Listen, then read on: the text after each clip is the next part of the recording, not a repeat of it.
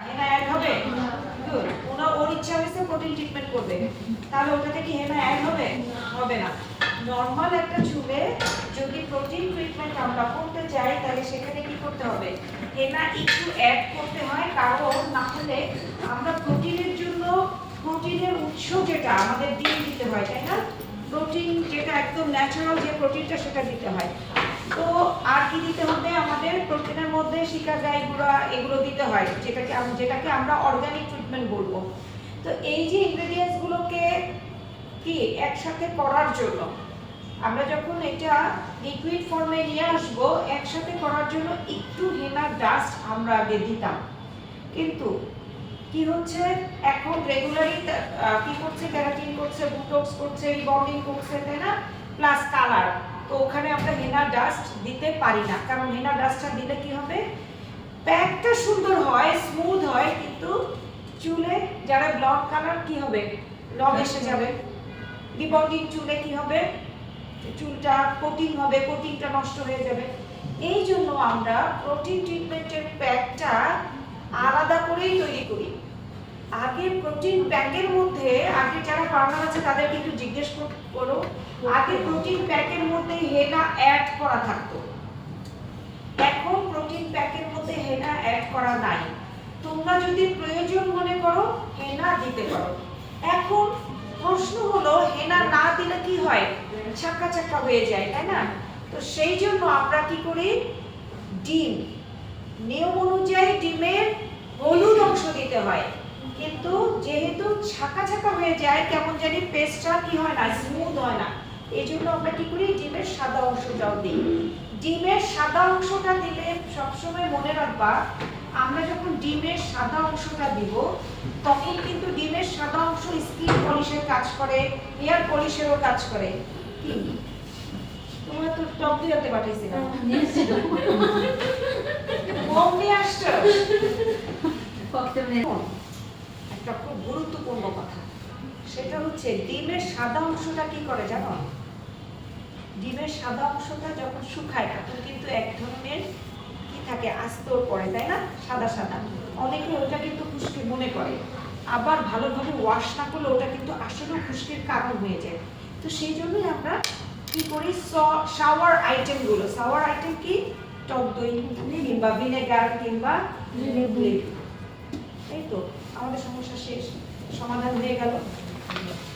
আমরা হেনা ডাস্টটা protein ট্রিটমেন্টে apply করি না, কারণ কাস্টমার ডেকে ডেকে ডেকে ডেকে, আপা আপনাকে কত বছর আগে করছেন, আপা আপনি কালার কি করছেন, এত কিছু আপু আমাদের কি হয় রানিং পার্লারগুলোতে সম্ভব হয় না। এই জন্য আমরা কি করলাম, যে আশালা না থাকবে বাস, না বাঁচবে বাসি, আমরা প্রোটিনটাকে আলাদা করে ফেললাম এবং ওটাকে পেস্ট করার জন্য আমরা ডিমটা দিলাম, দুইটাই দিয়ে দিব, সাদা অংশ দিব, হলুদ অংশও দিব, সেই সাথে আমরা একটু টক দই অথবা লেবু দিব। এগুলো কিচ্ছু লিখতে হবে না, আপু তোমাদেরকে শীট দিয়ে দেব। আমি কেন বলতেছি, আমি শীটগুলো একসাথে দিব এই জন্য বলতেছি। হ্যাঁ, শীটটা দিলে তোমাদের মাথায় থাকবে, তবে কিছু কিছু পয়েন্ট আছে সেগুলো তোমরা নোট ডাউন করতে পারো। হ্যাঁ, কেন আমরা করব, ডিমের সাদা অংশটাকে নিউট্রিলাইজ করতে আমরা কি ব্যবহার করব, এগুলো নিশ্চয়ই নোটে লেখা থাকবে না, এগুলো আমার মুখে লেখা। তাহলে কি হচ্ছে, লিখতে হবে টক জাতীয় জিনিস। হ্যাঁ, হতে পারে টক জাতীয় প্রোডাক্ট, তার মানে কি ব্র্যাকেটে লিখবা দই, টক দই, লেবু অথবা কি ভিনেগার। হ্যাঁ, আচ্ছা, ভিনেগারটা আমরা একটু অ্যাভয়েড করবো, কারণ ভিনেগার কিন্তু 100% কেমিক্যাল। সবসময় মনে রাখবা ভিনেগার 100% কেমিক্যাল। সো আমরা পারতপক্ষে ব্যবহার কম করবো। আর ওটা আমি কিসের জন্য বলছিলাম, প্রোটিন ট্রিটমেন্টের জন্য বলছিলাম। আসো আমরা এখন প্রোটিন ট্রিটমেন্ট কে করবে, অর্গানিক প্রোটিন ট্রিটমেন্ট কে করবে, খুব ভালো ট্রিটমেন্ট হবে কিন্তু। আসো তুমি আসবা প্রোটিন ট্রিটমেন্ট। হ্যাঁ, আর আপু তুমি আসবা, যে রিবন্ডিং করা চুল, রিবন্ডিং করা চুল বোঝাচ্ছে না। প্রোটিন ট্রিটমেন্টের সাথে রিবন্ডিং এর কোনো সম্পর্ক নাই, কারণ এখন এখন কোনো সম্পর্ক নাই, কারণ আমরা তো হেনা জাস্ট আমার হিজাব পরা দিবা, তাই না? তুমি মাথায় দেখাও এখন কোনো পার্লারে যদি প্রোটিন আমার ঢাকলে না যায় protein pack anti dandruff treatment, anti dandruff কেটে দাও, চার্জে দিয়ে দেখো চার্জ হচ্ছে।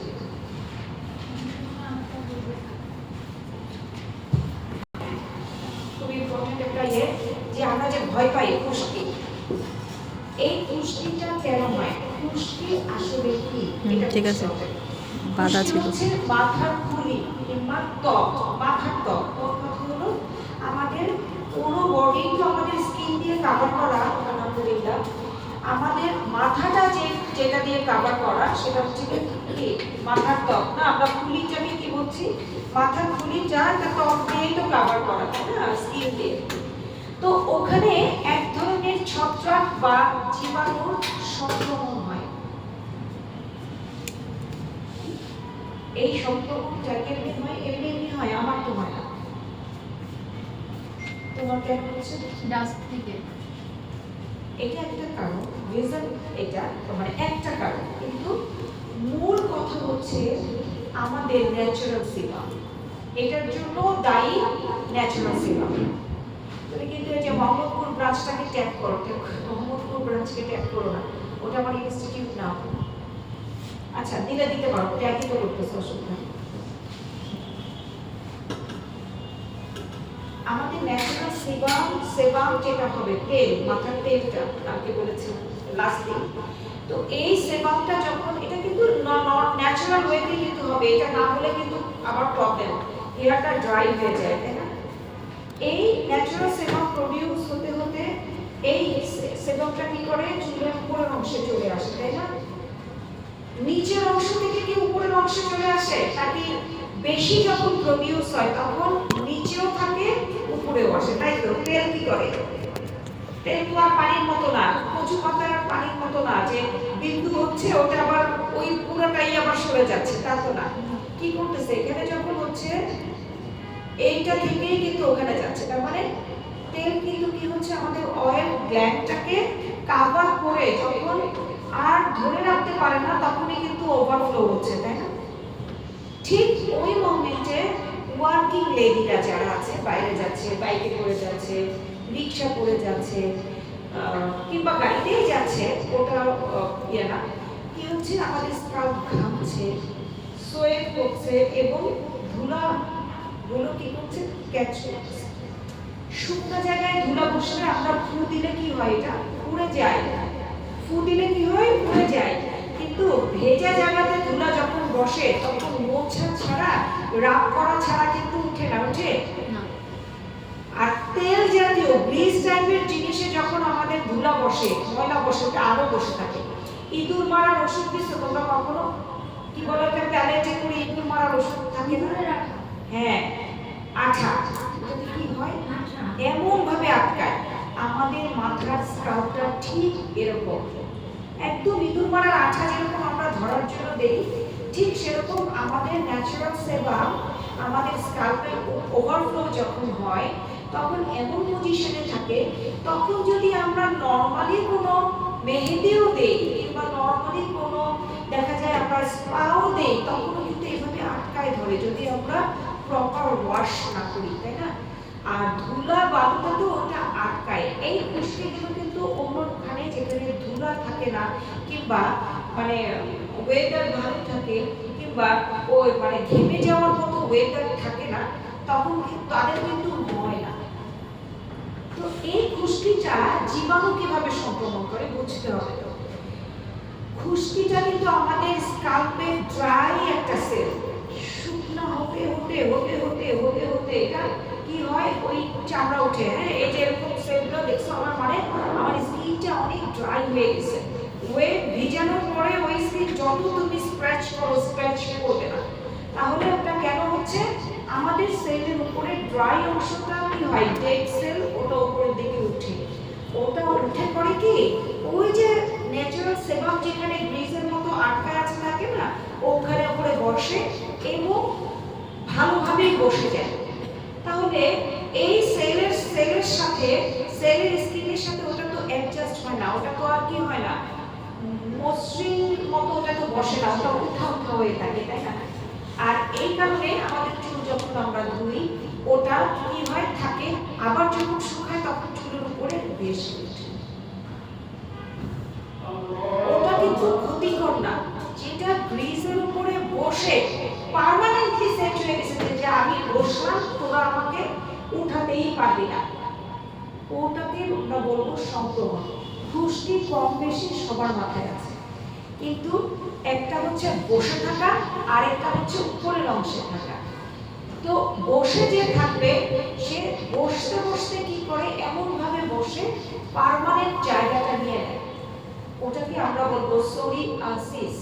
এটা এক ধরনের অসুস্থতা এবং বেশিরভাগই আমরা ওই ধরনের ক্লায়েন্ট বা পেশেন্টে আমরা দেখি ওই ধরনের ক্লায়েন্টদেরকে এক্সট্রা ভাবে ট্রিটমেন্ট করতে হয়। আমরা শুরুতেই যদি এই খুশকির ট্রিটমেন্টগুলো করি, প্রথমে হচ্ছে আমাদের হেয়ার ফল হবে না, দ্বিতীয়ত হচ্ছে এই সংক্রমণটাকে আমরা বাড়তে দিব না। যখনই ওই খুশকিটা সেট হয়ে যাবে, বসে যাবে, স্কাল্পে জায়গা নিয়ে নেবে, তখনই ওটা কি হয়ে যাবে, কি হবে, ওটা অসুস্থতা।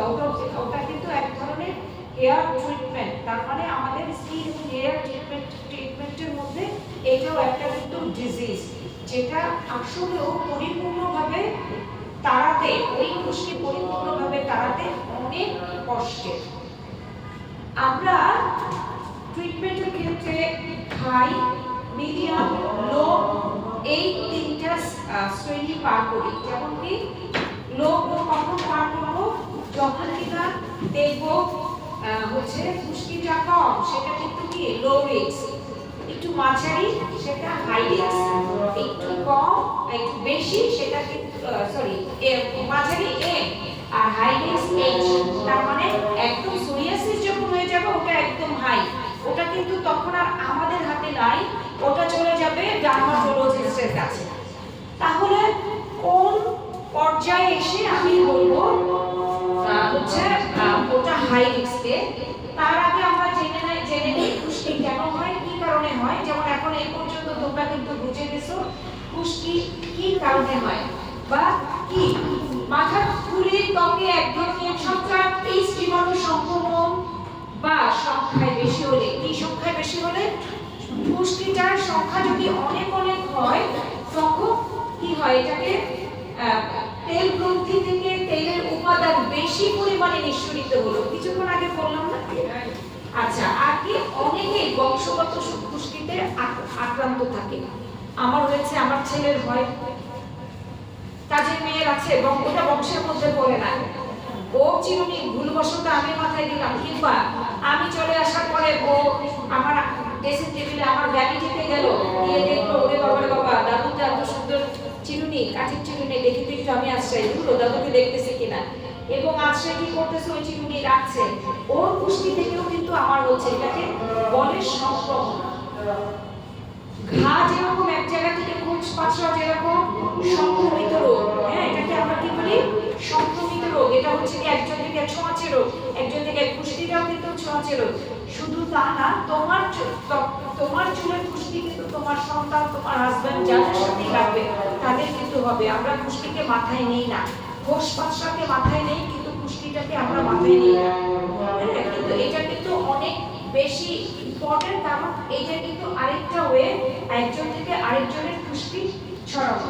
খুশকির লক্ষণ কি, খুশকি হলে এটা প্রভাবে প্রচন্ড রকম চুলকানি হয় আর প্রচুর হেয়ার ফল হয়, প্রচুর হেয়ার ফল চুলকানি হয়, কিন্তু যখন আস্তে আস্তে মিডল রেঞ্জ থেকে চলে যায়, যে আমার কি রিস্কটা মাঝামাঝি যে রিস্কটা আসে সেটা থেকে যখন হাই রিস্ক যেতে থাকে তখন কিন্তু প্রচুর চুলকানি হতে থাকে। আচ্ছা, এরপরে বিভিন্ন প্রকার সেকেন্ডারি ব্যাকটেরিয়াল কিংবা ছত্রাকজনিত সংক্রমণের ঝুঁকি বেড়ে যায়, যেটা আমরা বলি সেবোরিক ডার্মাটাইটিস অথবা সোরিয়াসিস। সোরিয়াসিসটাই আমরা জানবো, ওই যে বলেছিলাম প্রথমে হাই রিস্কে যখন চলে যাবে তখন আর আমাদের হাতে থাকবে না, তখন ডার্মাটোলজিস্টের কাছে চলে যেতে হবে। আমরা কি জানি যে খুশকি, আমরা জানি কি খুশকি সবসময় মাথায় হয়, তাই না, চুলে হয়। কেউ বলতে পারবা খুশকি আর কোথায় কোথায় হয়?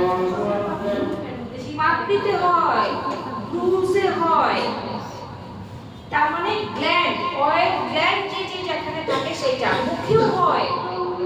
খুশকি তোমার যারা অনেক বেশি স্কিন ড্রাই হয়ে যাচ্ছে সেই খুশকিগুলো মুখেও হয়।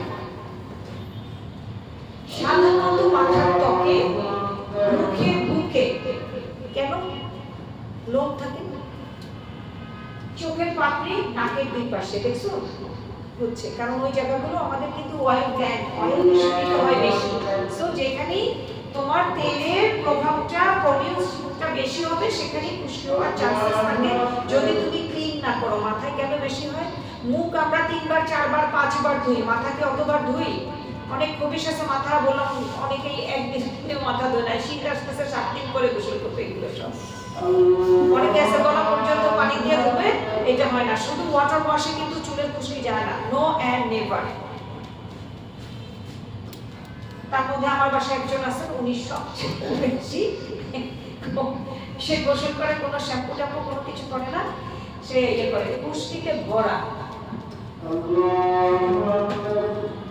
আচ্ছা, যাদের মাথায় খুশকি থাকে তাদের চোখের পাতা এবং মুখে খুশকি হবেই, কারণ খুশকি সবসময় উড়ে একখান থেকে একখানে, একখান থেকে একখানে। স্কিন দেখে বলে দিতে পারবা তার চুলে খুশকি আছে কিনা? স্কিন দেখে বলে দিতে পারবো খুশকি, ক্ষতিকর খুশকি আছে কিনা। এই জায়গা ভরা থাকবে র্যাশ, আমি দেখে বুঝতেছি ওর চুলে খুশকি থাকলেও ক্ষতিকর কিছু না, র্যাশ আমি ভিজিবল দেখতে পাচ্ছি না, আমি অবশ্য চোখে কম দেখি।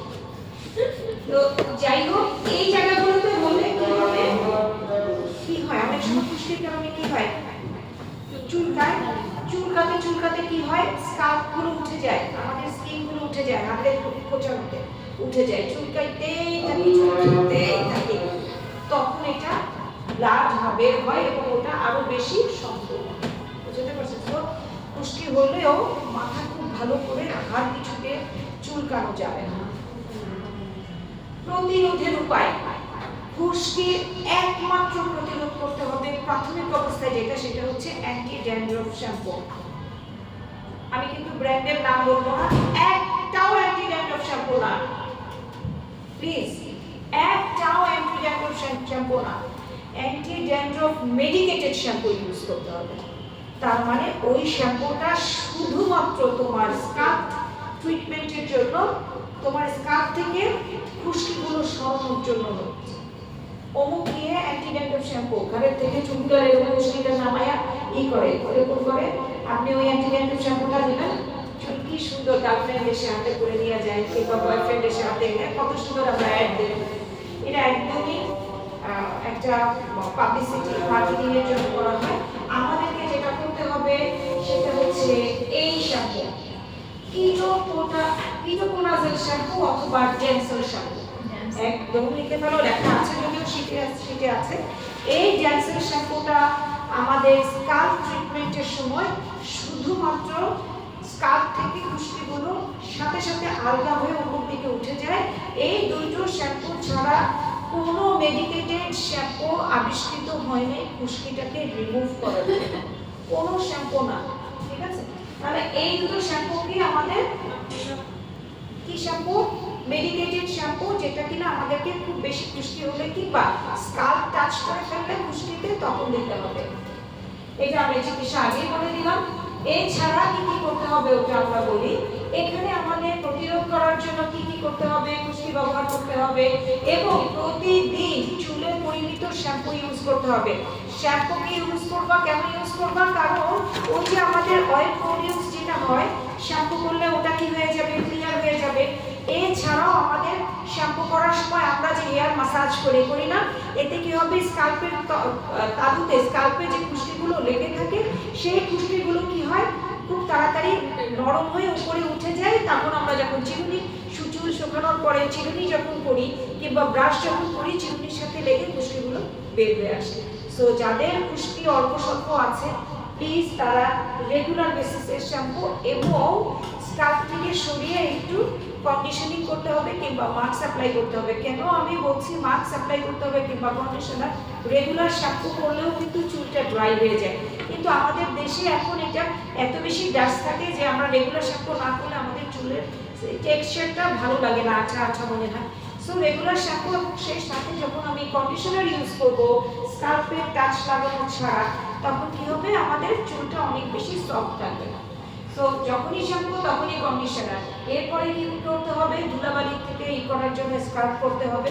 আবার স্কার্ফ করলে আবার একটা ঝামেলা আছে, হিজাব করলে ঘামটা যেটা হয় এটাও কিন্তু আরেকটা সংক্রমণের কারণ। আমাদের ঘাম সোয়েটে কি থাকে, লবণাক্ত পানি থাকে, এটা তোমরা জানি তাই না? সো এটা কি করে ওই তেলের সাথে মিশে সংক্রমণ করে। দেখবা যাদের একটু একনে আছে তাদের যদি সোয়েট হয় ওই জায়গাটা আরো বেশি স্প্রেড করে।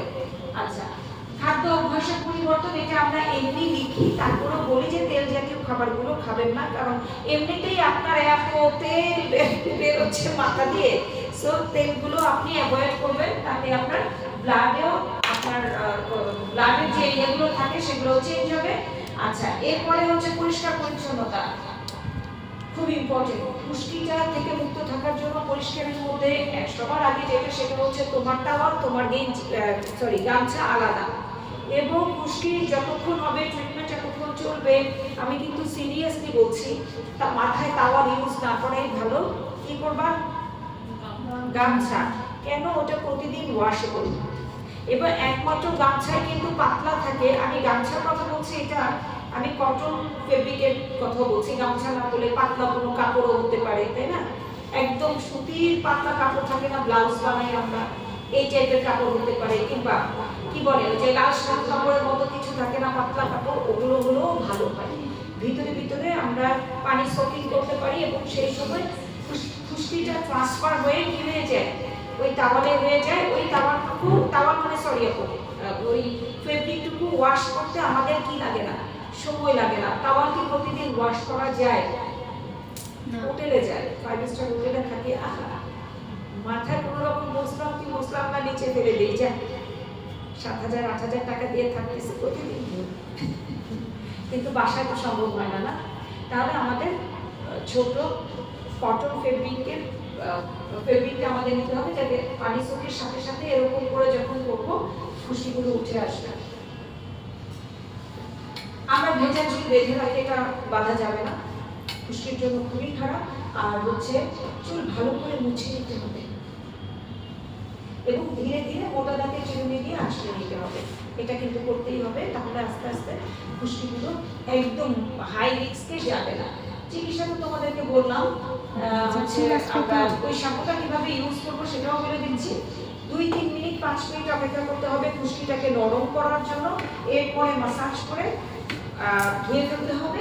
খুশকির ট্রিটমেন্টে আমাকে টার্গেট দিতে হবে যে আমি কতদিনের ট্রিটমেন্ট করব। আমি বলতেছি না দিন দিয়ে এসে ট্রিটমেন্ট করবা, আমি বলতেছি তুমি টার্গেট দিবা কতদিন তুমি ঘরের জন্য ট্রিটমেন্ট করবা। সবসময় নিশ্চয়ই তুমি দই আলু এগুলো তো আর মারতে পারবে না। সো একটা মাথায় নিবা যে আমি 15 দিনের মধ্যে আমার খুশকিগুলো তাড়াবো। তাহলে 15 দিনের মধ্যে আজকে যদি তুমি কিটোকোনাজল শ্যাম্পু ইউজ করো কিংবা ড্যাসেল শ্যাম্পু ইউজ করো, আগামীকাল করা যাবে না, পরশুদিন করবা, তারপর করা যাবে না। এভাবে করে করতে পারো। অথবা হাই রিস্কে যদি থেকে থাকে কিংবা একদম ভরা অনেক খুশকি, তাহলে সেক্ষেত্রে আমি 15 দিনের একটা টার্গেট নেব। সেক্ষেত্রে আমরা 1 সপ্তাহ নেব, এভরিডেতে এই শ্যাম্পুটা দিয়ে 5 মিনিট 6 মিনিট 10 মিনিট রাখবো চুলের এই অনুযায়ী, পরিমাণ খুশকির পরিমাণ অনুযায়ী। এরপরে 1 সপ্তাহ আমরা একদিন পর করবো, কারণ 1 সপ্তাহতে খুশকি অনেকখানি তোমার লাইট হয়ে যাবে, খুশকি চলে যাবে। আমি কি বোঝাতে পারছি এই কথাটা? নরমালি বুঝছো? প্রতিদিন ওই শ্যাম্পুটা দিয়ে ভালো করে মাসাজ করতে হবে। এখন এইটা তো আমাদের পার্ট না, পার্ট আমি তোমাদেরকে বলে দিয়েছি, এইটা আমাদের পার্ট, তাই না? তোমরা শিখার পার্ট, কিন্তু তোমাদের একটা পার্ট আছে না? তোমার কাছে যখন একজন খুশকির পেশেন্ট যখন আসে, ট্রিটমেন্ট করাটা অনেকেই করতে চাবে না, বাজেটের একটা ব্যাপার আছে, রাস্তার ট্রাফিকের একটা ব্যাপার আছে, আসতে চাবে না। ফ্রি দিল, আমি বললাম লিখে রাখো, ফ্রি দিল একটা ক্লায়েন্ট তোমার একদিন পর কি খুশকির ট্রিটমেন্ট করতে দিবে না। এই ট্রিটমেন্টটা কিন্তু একেবারেই হোম কেয়ার, তোমার ট্রিটমেন্টটা তুমি করবা। ক্লায়েন্টের ক্ষেত্রে উইকলি একদিন, বেশি হলে তখন বলতে হবে এই সপ্তাহে আপনার 2 দিন করতেই হবে। বেশি হলে তোমরা কি করবা? মাসে একটা দিলে এটা কিছুই করা যাবে না। সো বেশি যদি হয় ক্লায়েন্টের ক্ষেত্রে সপ্তাহে 2 দিন।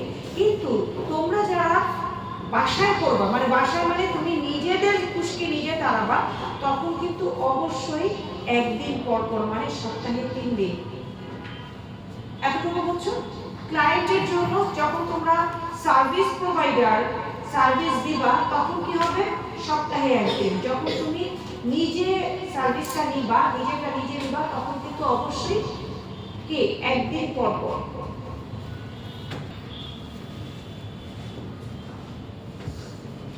এই জন্য আমি দিয়ে দিয়েছি স্যালন ট্রিটমেন্ট কি হবে।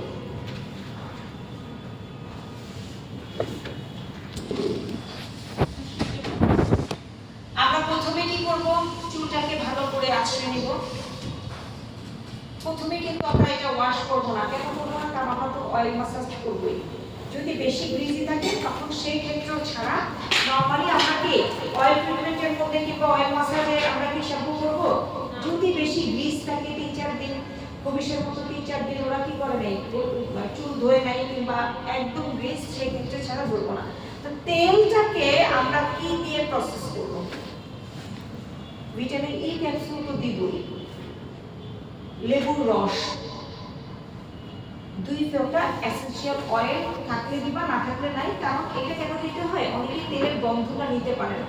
সো এসেনশিয়াল অয়েলটা দিলে ক্লায়েন্টটা ফ্রেগরেন্সটা অনেক সুন্দর নিবে এবং কেউই বলবে না যে আপনি আমার নারকেল তেল দিচ্ছেন। নারকেল তেলকে সবাই যে কি মনে করে, এটা মনে করে কি অনেক চিপ কোনো প্রোডাক্ট মনে হয়। চুলে কি নারকেল তেল দিচ্ছেন? মানে জিজ্ঞেস করে, মানে মনে হয় যে নারকেলের বাড়ির সামনে দিয়ে এমনি দেখতেছিল, আমরা বালতি দিয়ে ধরছি, ওটা আর কি গেছে, তাই না? এটা মনে করে।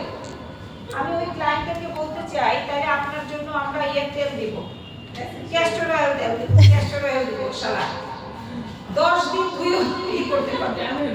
নারকেল তেল তো লাইট ওয়েট, সবচেয়ে লাইট ওয়েট তেল।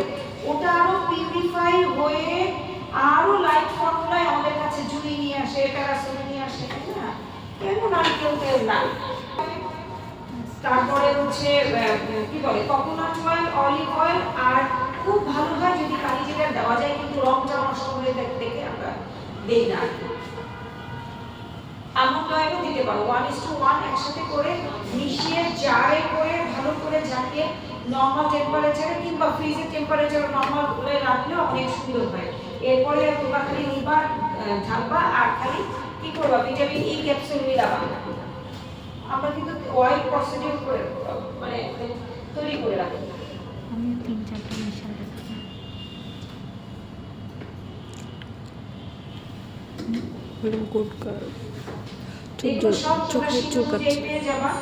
আমি বলতে চাচ্ছি কোনটা সেটা ইয়ে নাও। এবং কি পেঁয়াজের রস, অনেক বেশি ভার বলে, এটা পুষ্টি উঠাতে সাহায্য করে, এটা দিতেই হবে। কিন্তু পেঁয়াজ বেটে হাত দিয়ে ওরকম ছিল ওই রসটা দেওয়া যাবে না। রসটা কি করে দিতে হবে? ব্লেন্ড করা হইলো, তারপরে ছেঁকে। কারণ পেঁয়াজের এই রসের যে মানে পেঁয়াজের খোসার যে এটা কিন্তু ওইভাবে থেকে যায়, ওই সেই ডিমের সাদা অংশের মতো একটা কড়াইতে দিয়ে আরো ঢুকে যাবে। সো একদম ছেঁকে দিতে হবে। এবার দেখো তেলটা অয়েল ম্যাসাজ করে নিব। অয়েল ম্যাসাজের পরে ভালো করে মাথায় নাও, এগুলো কিন্তু কালকে আমি লিখে দিব, খুব ইম্পর্টেন্ট নোটস। অয়েল ম্যাসাজের পরে স্টিমিং করতে হবে। কেন?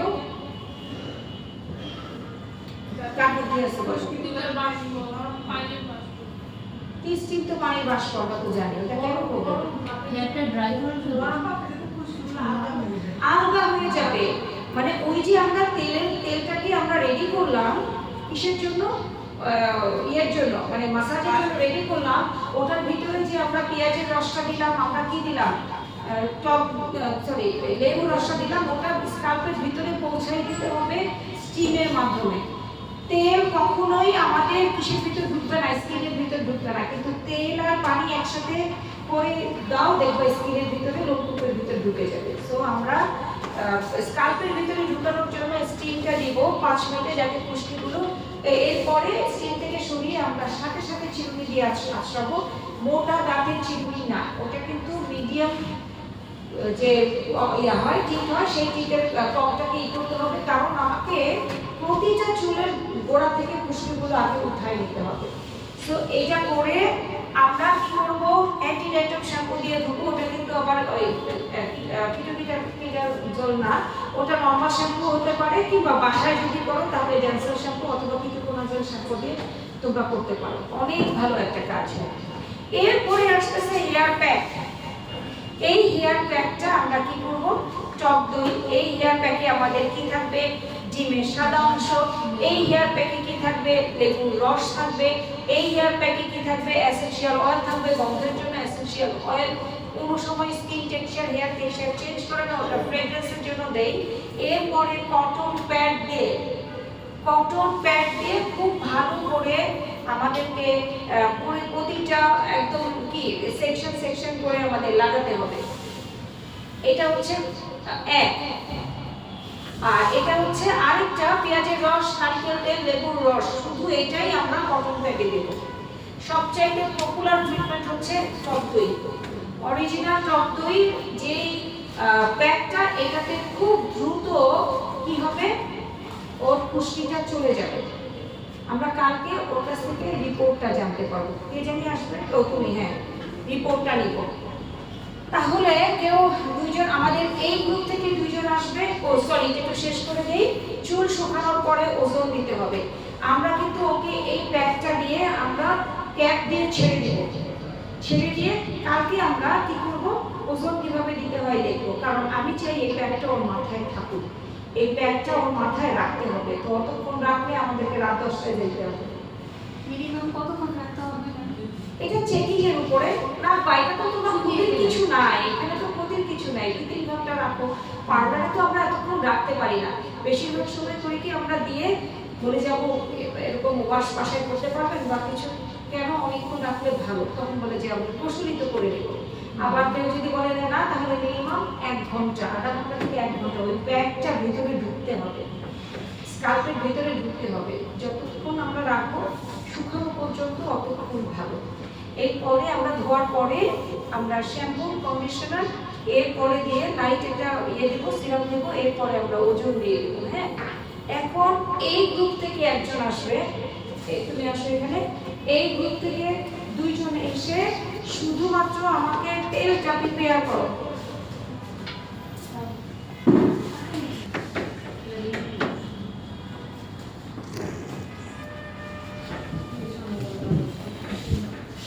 খুশকির পরিমাণ অনুযায়ী আমরা কিন্তু করবো, অনেক খুশকি। আমি একটা ভালো মডেল পাইছি। আফরোজা দাও, তোমরা দাও, আমি তো দেই। কি আশ্চর্য বিষয়, দাও। Good good. হ্যাঁ, ভিটামিন ই নাও। চাপো। না না না, কাছে দিয়ে কি দিয়ে? আল্লাহ খুবই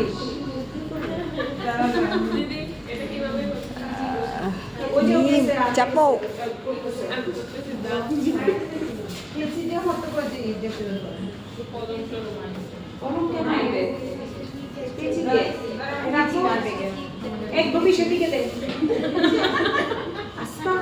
আমার লাইফে দেখি নাই, দাঁত দিয়ে বলে এটা দিয়ে না লজ্জা পেলাম আমি, আসলে লজ্জা পেলাম। পিন দিয়ে এটা মুখ কাটবা।